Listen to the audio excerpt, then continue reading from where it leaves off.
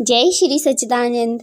आप सभी को जय श्रीमन नारायण। सभी प्रकार की कामनाओं को त्याग कर भगवान का भजन करना चाहिए, क्योंकि देखिए, भोजन सामने आने पर भी जब उठाकर मुंह में रखोगे और चबाओगे तभी तो पेट भरेगा ना। सामने भोजन रखे रहने से तो भूख नहीं जाएगी।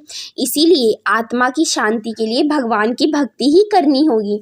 यह ऐसी बात नहीं कि नौकरों से करवा ली जाए। कई जगह तनख्वाह के पुजारी भगवान की पूजा पाठ, यज्ञ, हवन आदि करते हैं, परंतु भगवान श्री कृष्ण कहते हैं कि इन साधनों को करने से मुझे नहीं जान सकता। हे अर्जुन, जैसे तुमने देखा है, ऐसा केवल अनन्य भक्त ही या अनन्य भक्त से ही जाना जा सकता है। परंतु आज का संसार सच्चाई को न जानकर इधर उधर भटकने में लगा हुआ है।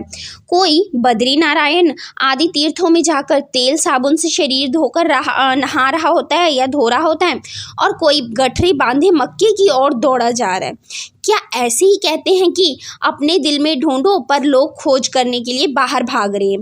पूरब को कोई जावे पश्चिम को धावे, प्रभु का नाम ना भेद पावे, वृथा फिरे है फेरी।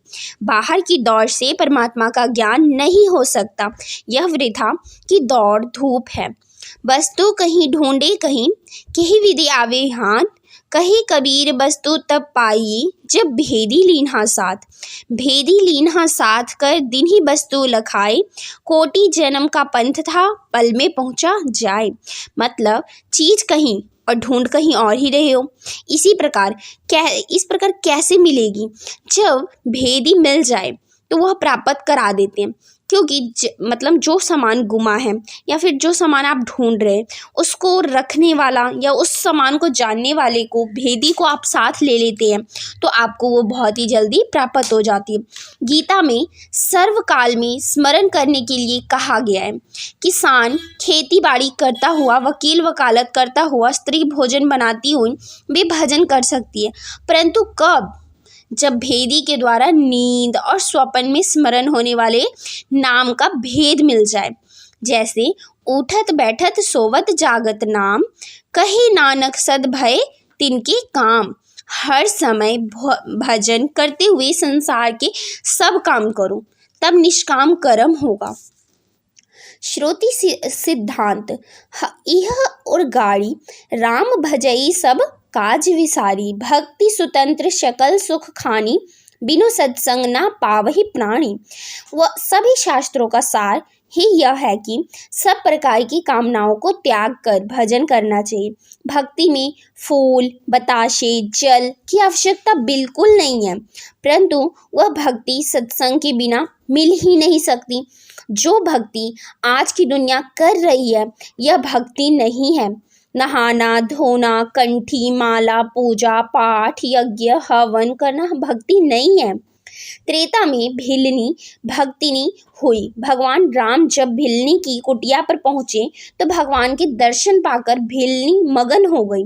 चरणों में गिरकर कहने लगी, भगवान मैं बहुत ही नीच हूँ, पतित और दीन हूँ। भगवान राम कहने लगे, हे भिलनी, मैं एक भक्ति का नाता मानता हूँ। फिर नवधा भक्ति का उपदेश देते हुए कहते हैं, प्रथम भक्ति संतः कर संगा, दूसरी रति मम कथा प्रसंगा।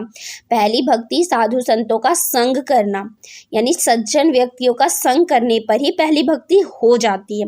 पर जब सुनोगे तभी तो सार और असार का ज्ञान होगा। इसीलिए दूसरी भक्ति है सत्संग, श्रवण करना। तो संत वही है जो सच्चा प्रकाश और सच्ची नाम का ज्ञान कराने के लिए परमात्मा की कथा सुनाकर सब प्रकार का भ्रम दूर कर देती है। दूसरी भक्ति संतों के सत्संग को मन लगाकर प्रेम से उसको सुनने से है। मन दिया कहीं और ही तन साधन के संग, कहे कबीरा कोरी गजी कैसे लागे रंग। मन कहीं है और शरीर से साधन कर रहे हैं। यह कथा चैनल पे नई है तो सब्सक्राइब कर लेना